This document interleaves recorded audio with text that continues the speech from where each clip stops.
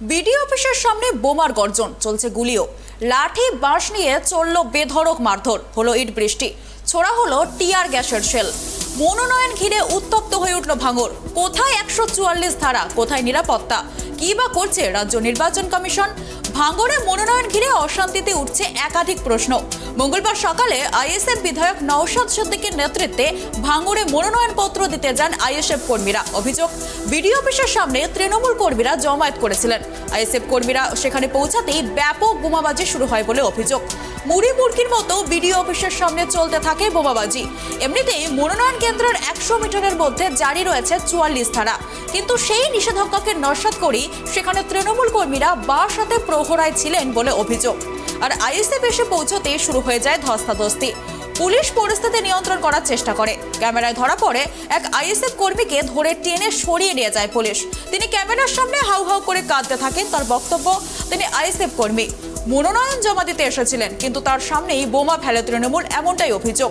ভাঙড়ে চতুর্থ দিন নমিনেশনের আগেই ব্যাপক উত্তেজনা।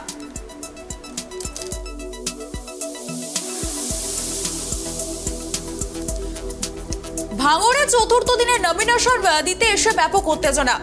তৃণমূল কর্মীদের উপর আইএসএফ কর্মীদের অভিযোগ রয়েছে, তাদেরকে লক্ষ্য করে শুরু হয় বোমাবাজি। বিস্তারিত জানবো, আমাদের সাথে টেলিফোন লাইনে আমাদের প্রতিনিধি রয়েছে। বিস্তারিত জানবো, আমাদের সাথে রয়েছে টেলিফোন লাইনে আমাদের প্রতিনিধি গোপাল শীল। গোপাল, তোমার থেকে যেটা জানতে চাইবো যে ভাঙড়ে মনোনয়নপত্র জমার আজকে চতুর্থ দিন, সেখানে বিডিও অফিসের সামনে মুড়ি মুড়কির মতো ছোড়া হচ্ছে বোমা, এবং আইএসএফ কর্মীদের যে অভিযোগ তৃণমূল কর্মীরা তাদের উপর চড়াও হয়েছে। এখন পরিস্থিতি কেমন, বিস্তারিত জানাও। দেখো, একটি বলে রাখি, পশ্চিমবঙ্গে যে পঞ্চায়েত নির্বাচন হচ্ছে, সেই নির্বাচনে ভাঙড় কিন্তু এখন খবরের শিরোনামে। আর সেই ভাঙড়ে আজ চতুর্থ দিনের ভোটের জন্য বিশাল পুলিশ বাহিনী সকাল থেকে মোতায়েন করলেও তারা যে ইতিমধ্যে বিফল হয়েছে তার একটা জলজান্ত প্রমাণ পাওয়া গেছে।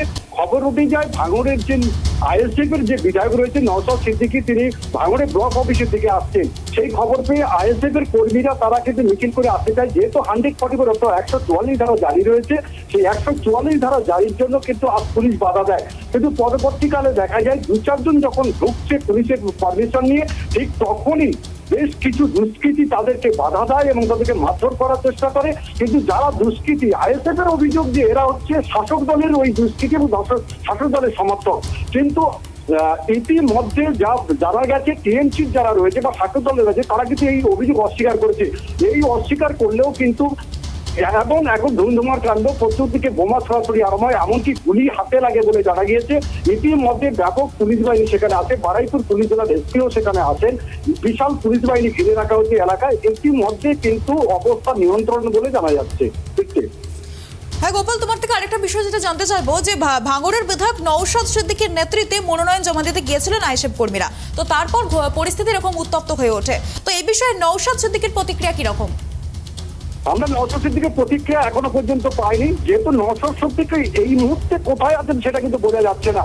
আইএসএফ এর কর্মীরা বলছেন তাদের যিনি বিধায়ক তিনি কিন্তু এলাকায় এসেছেন, কিন্তু নওশাদ সিদ্দিকীর অবস্থান কিন্তু এখনো পর্যন্ত জানা যায়নি তিনি কোথায় আছেন। তবে যেটুকু জানা গেছে, ভাঙড়ের যেখানে বাজার রয়েছে সেই বাজারের কাছে তিনি যে আইএসএফ এর যে অফিস আছে সেই অফিসে আছেন। তবে সেখানে যে ইতিমধ্যে যাওয়া যাচ্ছে না, কারণ সেখানে প্রচুর পরিমাণে আইএসএফ এর কর্মীরা জমায়েত হয়েছেন, প্রশাসনের লোকজন সেদিকে যাচ্ছেন বলে জানা গিয়েছে। তবে নওশাদ সিদ্দিকীর সঙ্গে যোগাযোগ করা এখনো পর্যন্ত সম্ভব হয়নি। আচ্ছা, শেষ পর্যন্ত কি আইএসএফ কর্মীরা মনোনয়ন জমা দিতে পারলেন বা ঘটনায় হতাহতের? ইতিমধ্যে 22 জনের একটি আইএসএফ এর দলের যারা কর্মীরা রয়েছেন, নমিনেশন যারা দেবেন, ইতিপূর্বে যারা ডিসিআর কেটেছিলেন, তারা কিন্তু পুলিশের সহযোগিতায় বিডিও অফিসের দিকে যাচ্ছে এবং আশা করা হচ্ছে তারা নমিনেশন ফাইলটা করতে পারবে। ঘটনায় হতাহতের সংখ্যা কিছু রয়েছে কিনা একটু না, হতাহতের সংখ্যা নেই, তবে গুলি লেগেছে একজনের। 4 জন ইতিমধ্যে অল্প বিস্তর আহত হয়েছে, তাদের স্থানীয় হাসপাতালে নিয়ে যাওয়া হয়েছে। প্রশাসন সেদিকে তাদেরকে সহযোগিতা করে হাসপাতালে নিয়ে যাচ্ছে। ধন্যবাদ গোপাল আমাদেরকে এই বিষয়ে বিস্তারিত জানানোর জন্য।